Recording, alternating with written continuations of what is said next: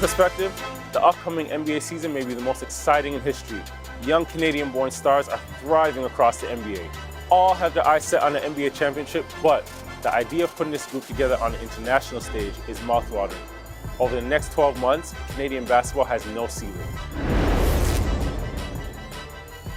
Whether it's because of Steve Nash, Vince Carter, or the Toronto Raptors, a seed was planted a couple decades ago, which has since sprouted into the rich basketball culture that we see in our country today, as well as some of the best young talent across the NBA. The Canadian talent pool has never been deeper, which leads us to ask, are we in the golden era of Canadian basketball, or is there more to come?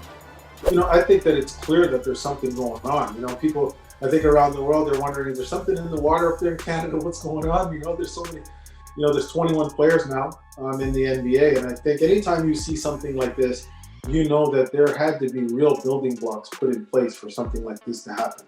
The New York Knicks select R.J. Barrett. From Toronto, gilgeous-alexander Walker. From Toronto, Brandon Clark. From Vancouver, Fiondu Kabengele.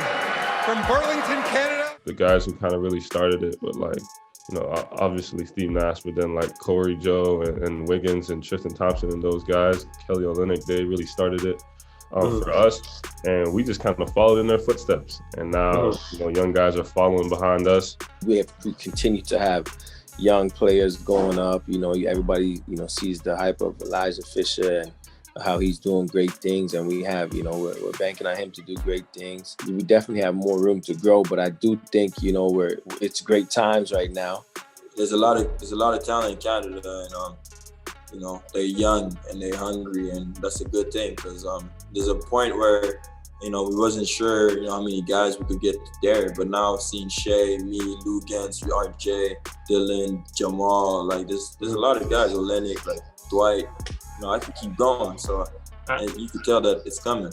If the guys were to stay in the NBA or hold on, that are there right now, along with the youth that are projected to possibly be in the NBA, they're looking at between 35 and 40 Canadians in the next 4 years in the NBA. So to say this is the golden era is definitely the jump start of what's going on, but there are some young kids that are coming that are really, really good, and we're going to continue to grow, and that's the research and the identification of our management staff, through Canada Basketball, who are doing a great job of identifying kids and talent, and then allowing them to have resources to get better. So I think there's room for us to grow. And I talked to Rowan and Denise about the upcoming young players in our system.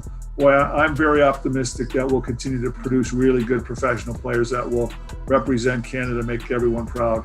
Players don't grow without people in the community doing the work. This tells you that systematically there's something going on. I think some of these gentlemen that run the clubs that don't have enough funding, that spend money out of their own pocket to help drive the game, I think it's been phenomenal for our players and very helpful. And then I think we've had some some programs that we've developed, like the Junior Academy program, for example, right, 2012. And then you look at a number of years on to 2019, and you see 6 players getting drafted at once, right? Well, you got to think something's going on. Something must be happening. And from what I can see, as we look forward, I see a number more athletes being drafted, multiple players being drafted in each of the drafts coming up potentially. We've always had talent. I think everyone in the GTA knows that. But what's exciting is now we're starting to get talented trainers. We're starting to get talented coaches. We're starting to have a better understanding of how the D1 system works and how prep schools work. And there's a better collective understanding of what's required of our guys to get to that next level. Yeah, I think it'll continue to grow. I think the biggest thing why it's growing is because, like I said, guys are getting, like myself, I work hard, I love the game, and then I'm getting the opportunity to go out there and showcase. And I feel like doors have been opened with AAU, and now there's 4 Canadian ELBL teams or Under Armour teams or Adidas teams that are on the circuit that get to play in front of coaches every day. So I feel like we're getting better, yes, but we're also just getting the opportunity, and guys are seeing more Canadian basketball players. And I think because guys are seeing that we are just as good, that they'll continue to look across the border and we'll continue to grow. I know at times in the past, more talented players felt the necessity to leave home to find that higher, lower common denominator of talent, such that they could prove themselves and such that they can improve. But as I think that grassroots level starts to be bolstered up by more and more talent each year, we're just going to see a higher level of competition and even more guys that when the cream does rise to the crop, they're that much better. I see more coming, and I think it's great to now see our players in the NBA now starting to attain at the highest level as well. I think that's tremendous for the growth of our game, and I'm hoping that our athletes now will see that, and hopefully their belief of where the bar is for them will have been raised. Now it's just nonstop, first rounders, number one picks, lottery picks, like guys are coming in like ready to go. Like people know who they are. It's no surprise in Canada isn't it's not as if we're sneaking up on people anymore. Like people know about the talent that's in this country, and it's just great to see. Hopefully it'll continue to grow, and then we'll be able to take that and put it on the floor actually for Canada in competition.